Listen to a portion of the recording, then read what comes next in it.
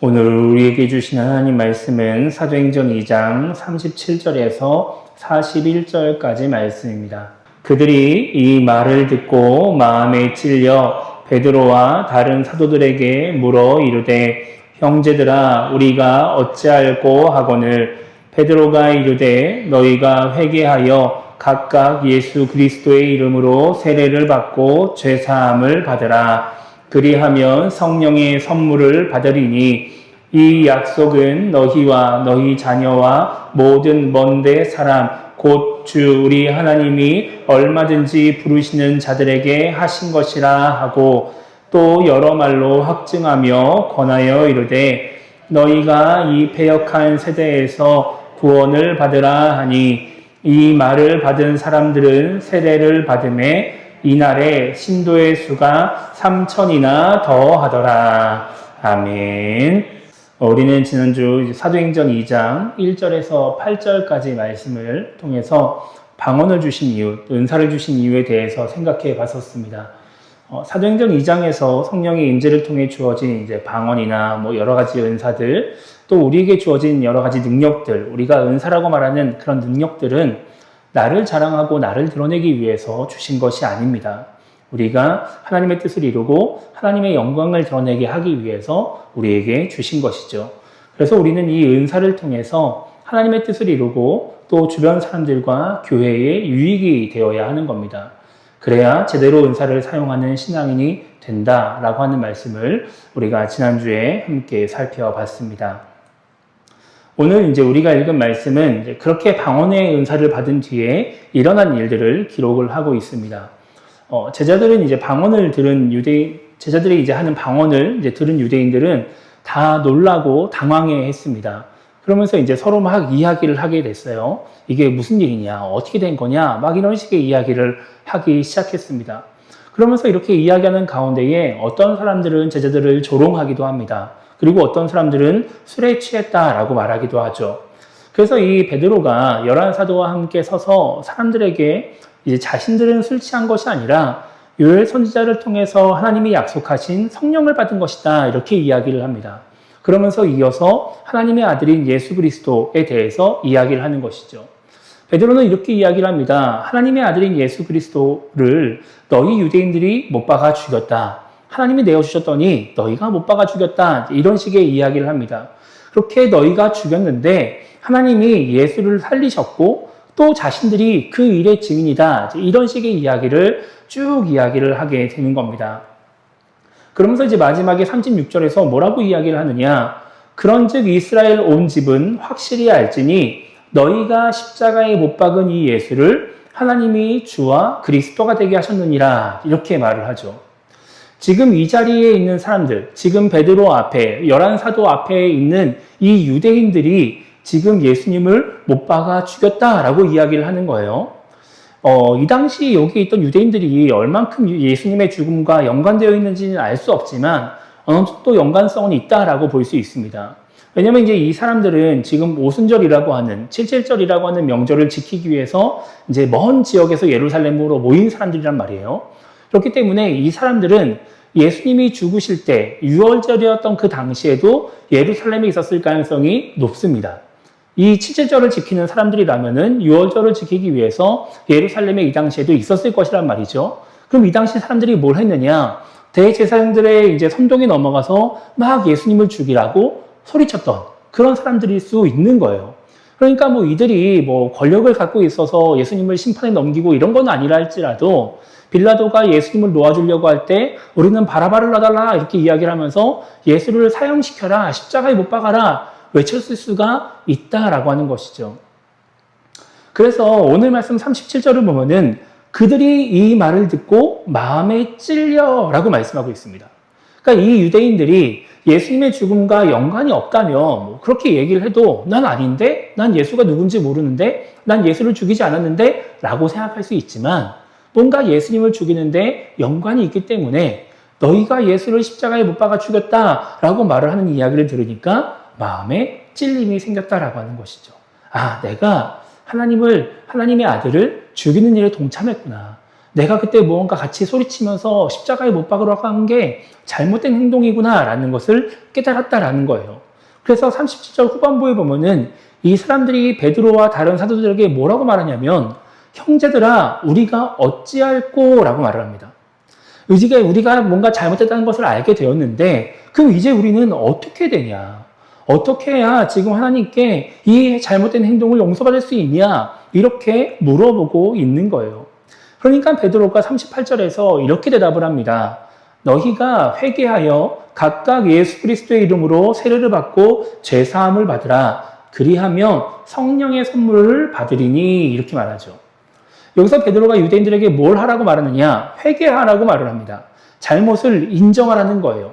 잘못을 인정하고 자신들이 죽이라고 했던 그 예수 그리스도의 이름으로 세례를 받고 죄를 용서받아라 이렇게 말을 하는 것이죠. 진짜 너희가 마음에 찔림이 있고 정말 너희의 그 행동이 잘못되었다고 생각이 되면은 그 죄를 인정하고 뉘우치고 세례를 받으라는 거예요. 그러면 죄사함을 받게 된다라고 하는 것이죠. 40절에서는 또 이렇게 이야기를 해요. 너희가 이 패역한 세대에서 구원을 받으라 이렇게 말하죠. 여기서 베드로가 유대인들을 향해서 뭐라고 이야기를 하냐면은 너희는 패역한 세대다라고 말하는 거예요. 지금 너희 유대인들은 패역한 사람들이야 라고 말하는 겁니다. 이 패역하다라고 하는 말은 마음이 뭔가 삐뚤어진 상태, 올바르지 않은 상태, 굽어져 있는 상태 이런 걸 의미하는 거예요. 그러니까 너희는 지금 마음이 잘못된 사람이야 라고 하는 이야기를 하고 있는 것이죠. 그런데 이것은 단지 그냥 너희가 마음에 문제가 있어, 뭐 잘못된 사람이야 이렇게 이야기를 하는 것 정도가 아니라 그냥 그래서 잘못된 행동을 했어 라고 말하는 것이 아니라 하나님을 믿는 유대인으로서 하나님의 은혜를 저버리고 하나님의 아들을 죽였다라고 하는 이야기를 하고 있는 거예요. 그러니까 지금 너희는 하나님을 잘 믿는다고 생각하지만 너희는 하나님을 거슬러서 잘못된 행동을 한 사람이야 라고 지적을 하고 있는 것이죠. 여러분, 이 당시 유대인들에게는 자부심이 있었습니다. 우리는 율법을 잘 지키는 사람이야. 나는 하나님을 잘 믿는 사람이야. 더군다나 지금 이 자리에 있는 사람들은 먼 이방 땅에서 절기를 지키겠다고 예루살렘으로 온 사람들이거든요. 그러니까 난 더 열심히 있는 사람이야. 난 하나님 앞에서 올바른 사람이야. 이런 마음을 갖고 있는 사람인데 그 사람들을 향해서 너희는 그 하나님을 거슬러서 너희가 죄를 지은 사람이야 라고 지금 베드로가 이야기를 하고 있는 거예요. 38절 말씀도 비슷한 내용입니다. 단지 그냥 지금 우리가 뭐 예수님 믿지 않는 사람들한테 가서 뭐 예수님 믿고 회개하세요, 뭐 세례를 받으세요, 죄 용서 받으세요 이렇게 이야기를 하는 내용이 아니에요. 예수님을 잘 믿고 있다고, 아니 하나님을 잘 믿고 있다고 생각하는 사람들, 정말 먼 지역에서 절기를 지키겠다고 와가지고 지금 애를 쓰고 있는 그 사람들을 향해서 너희는 하나님을 거슬러서 죄를 지은 사람이다 라고 말을 하고 있는 것이죠.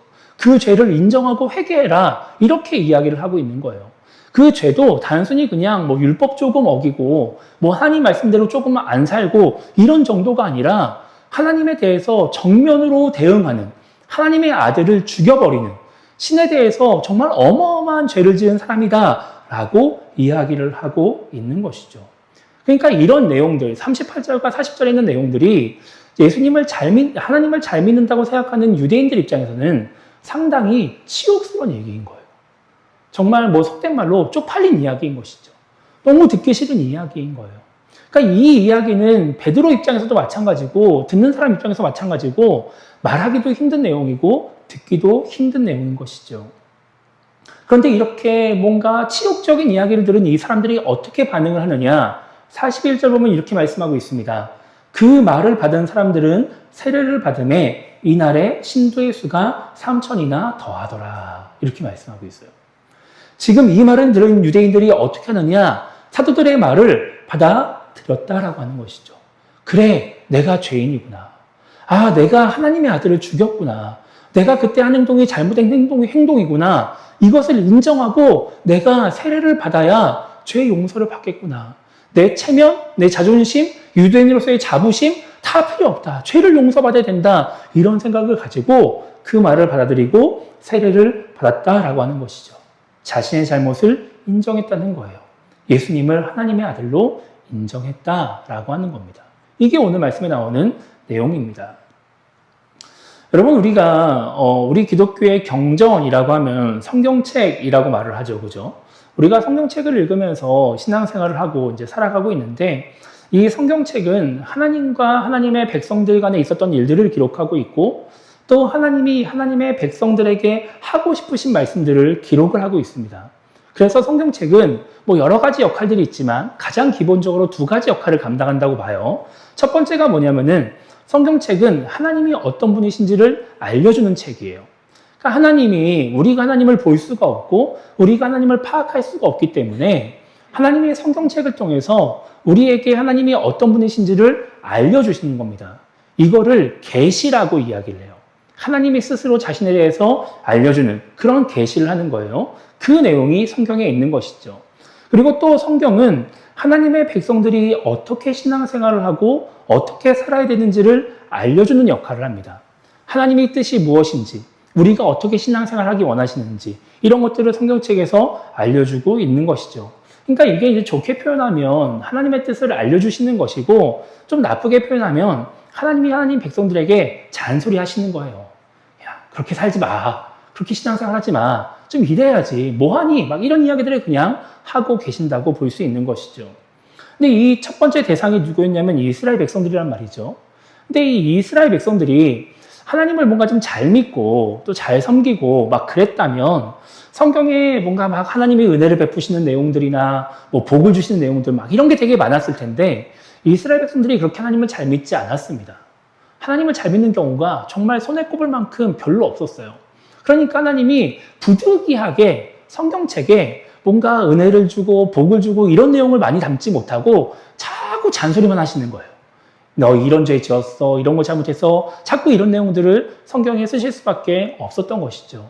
그러다 보니까 성경에 나오는 말씀들을 굳이 구분을 해보자면 뭐 은혜를 베푸시고 복을 주시고 이런 약속에 대한 말씀들은 많이 있지만, 실제로 은혜를 주시고 복을 주시는 내용들보다 하나님이 책망하고 죄를 깨닫게 하시고 돌이키라고 하시는 말씀이 훨씬 더 많이 들어 있습니다. 그러다 보니까 우리가 성경을 나에게 적용시키면서 성경을 읽다 보면 우리는 불가피하게 성경을 읽으면서 찔림을 받을 수밖에 없어요. 성경에 있는 내용들을 통해서 나를 돌아보다 보면은, 아, 내가 지금 신앙생활을 잘못하고 있구나. 아, 내가 어제 이렇게 살았는데 오늘 이렇게 살아야 되겠구나. 이런 생각들을 자꾸 하게 된다라고 하는 것이죠. 내가 뭐 아무리 신앙생활을 오래 하고 아무리 그동안 신앙생활을 열심히 했다 하더라도 우리 인간은 부족한 존재이고 연약한 존재이기 때문에 자꾸 말씀에서 나를 비춰보다 보면은 내 문제가 자꾸 드러나게 되는 거예요. 그게 당연한 겁니다. 그래서 어떤 사람들은 이렇게 이야기를 해요. 성경을 읽고서 찔림이 없으면 성경을 잘못 읽는 것이다. 이렇게 말을 하기도 합니다. 근데 이제 우리는 성경을 읽으면서 뭔가 성경을 통해서 위로를 받고 힘을 얻고 싶어 한단 말이죠. 그럼 우리가 성경을 통해서 어떻게 위로를 받고 힘을 얻을 수 있느냐? 그거는 이 찔림에서부터 시작이 되는 거예요.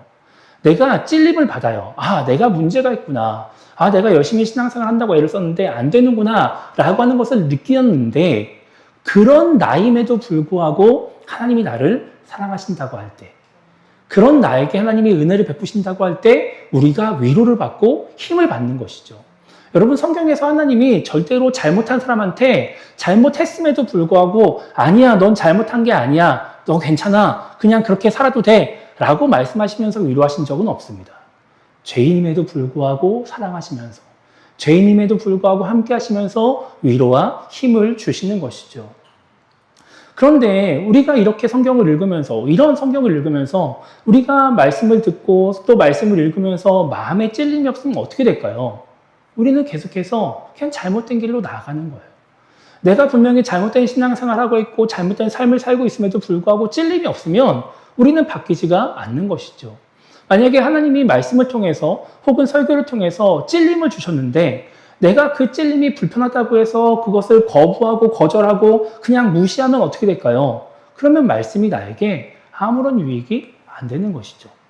좀 냉정하게 이야기하면 그냥 시간 낭비한 거예요. 헛수고한 거죠. 아무런 나에게 유익이 되지 않는다라고 하는 겁니다.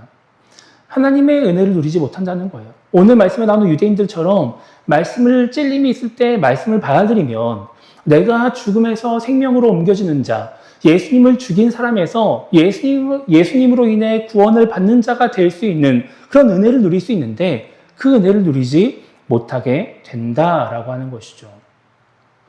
여러분, 많은 사람들이 잘못된 행동에 대해서 뭔가 지적을 받을 때 그것들을 잘 수용하지 않습니다. 여러분, 누가 여러분들에게 왜 이렇게 했어요? 라고 말하면 여러분은 어떠실 것 같으세요? 아, 미안합니다. 잘못합니다. 하시겠지만 안 그런 사람들이 훨씬 더 많아요. 우리 인간 안에는 약간 보호 본능 같은 게 있는 것 같아요.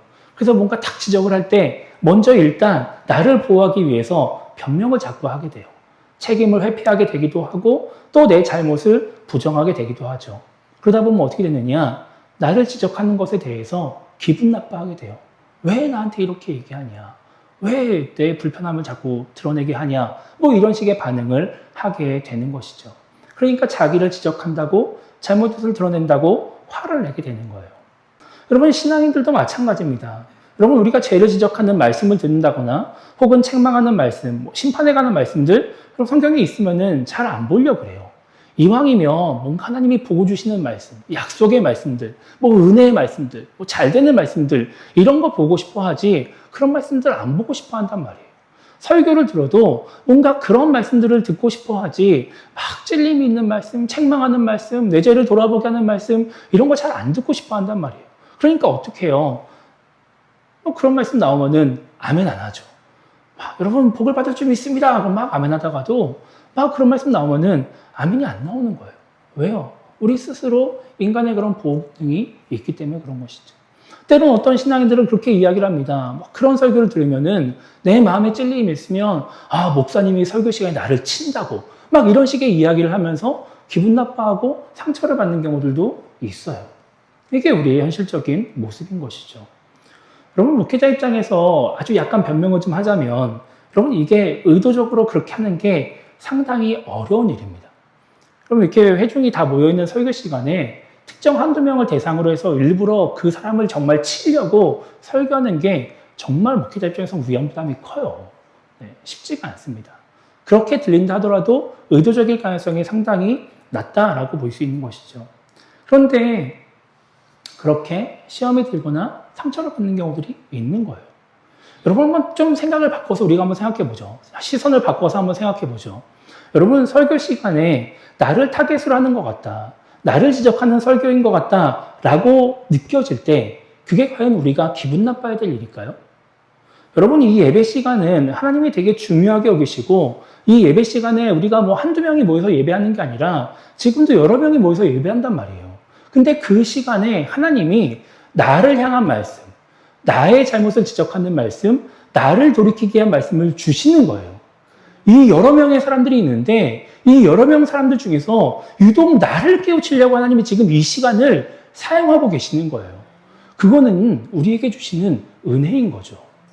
지금 내 행동을 고치라고, 내 행동을 돌이키라고, 내가 너를 포기하지 않고 있으니까 얼른 다시 돌아오라고, 내가 원하는 모습으로 신앙생활을 하라고 하나님이 계속 우리에게 은혜를 베푸시고 기회를 주고 계시는 거예요. 근데 우리는 그거를 기분 나빠한단 말이죠. 싫어한단 말이에요. 찔림을 받고 싶어 하지 않는 거예요. 여러분, 역으로 만약에 하나님이 이렇게 하시면 어떨까요? 우리가 잘못된 신앙생활을 하고 있어요. 자꾸 하나님과 멀어지고 있어요. 예배는 드리고 있지만 자꾸 우리의 삶은 잘못된 길로 나아가고 있고 하나님 보시기에 합당하지 않는 모습으로 하나님과 영적인 거리가 자꾸 멀어지고 있어요. 근데 하나님이 우리가 기분 나쁠까 봐 우리를 위해서 말씀을 주시지 않는 거예요. 그래, 너 기분 나쁘니까 내가 너 지적하지 않을게. 너 그냥 너 하고 싶은 대로 살아. 괜찮아. 그 길로 가. 여러분, 그게 좋을까요, 우리에게? 안 좋은 거예요. 안 좋은 거예요. 여러분, 정말 우리가 슬퍼야 되는 거는 우리에게 말씀하시지 않는 거를 정말 우리가 기분 나빠하고 안타까워하고 슬퍼해야 된다라고 하는 것이죠. 하나님이 우리에게 찔림을 주신다. 우리에게 깨달을 수 있는 기회를 주신다라고 하는 거는 기분 나빠할 것이 아니라 하나님의 은혜로 여겨야 된다라고 하는 겁니다. 여러분, 우리가 하나님의 은혜를 누리고 살아가려면 말씀을 통해서 마음에 찔림이 왔을 때 그것을 받아들여야 되는 거예요. 내 잘못을 지적당할 때 기분 나빠하는 것이 아니라 나를 돌아보는 계기로 삼아야 우리가 더 나은 성도, 올바른 신앙생활을 하는 성도가 될 수 있다라고 하는 것이죠. 여러분, 오늘 우리가 읽은 이 말씀이 많은 사람들에게 어떻게 이해가 되어지냐면은 그냥 이 오늘 본문 말씀이 초대교회의 부흥 이야기로 여겨집니다. 맞죠? 이 당시 전까지만 해도 초대교회는 한 120여 명 정도가 모여서 그냥 다락방에 숨어서 기도만 하던 그런 공동체였어요. 그런데 오늘 이 말씀을 기점으로 해서 수천 명이 모이는 공동체가 되더니 유대교를 본격적으로 위협하기 시작하는 그런 공동체로 교회가 성장해 나가기 시작합니다. 소위 부흥해 나가기 시작하는 거예요. 근데 어떻게 교회가 이렇게 갑자기 부흥할 수 있고 정말 많은 사람들에게 영향을 끼치는 그런 공동체가 될 수 있었느냐? 물론 당연히 앞에 나왔던 성령의 임재와 그리고 성령 충만한 사도들의 그런 복음 전파 이런 것들로 인해서 이루어진 것이기는 하지만 오늘 이 사도들이 전하는 복음을 듣고 기꺼이 자신의 잘못을 인정한 이 3천 명의 사람들로 인해서 교회는 성장하고 영향을 끼치는 공동체가 되어져 갈 수 있었다라고 하는 거예요. 우리가 마음의 찔림을 받을 때 내가 그 찔림을 가지고 변화가 돼서 올바른 신앙생활을 영해 나가면 그냥 단순히 나 혼자 하나님 은혜를 누리고 끝나는 것이 아니라 교회가 살아나게 된다라고 하는 것이죠. 교회의 영향이 세상으로 향해 나아갈 수 있게 된다는 거예요. 세상에서 하나님의 복음이 전파될 수 있는 것이고 계속해서 영혼들이 하나님께로 나오는 놀라운 역사가 일어날 수 있게 된다라고 하는 겁니다. 여러분, 지금 한국교회 안에는 잘못된 행동을 해도 뭔가 지적하거나 돌이키는 그런 치리라고 하는 게 사라졌습니다. 성도들이 뭔가 잘못을 해도 뭔가 그것을 돌이키려고 하지도 않고 돌이키게끔 인도하지도 않아요. 목회자도 마찬가지예요.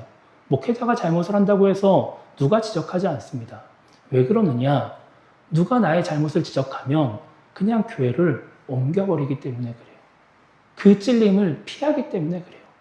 성도들도 마찬가지고 목회자도 마찬가지인 거예요. 내 잘못을 돌이켜서 더 올바른 모습으로 나아가서 교회를 세우려고 애를 쓰는 게 아니라 그냥 그것을 회피하려고 하다 보니까 어떻게 되느냐? 다들 적당히 신앙생활하기 시작하는 거예요.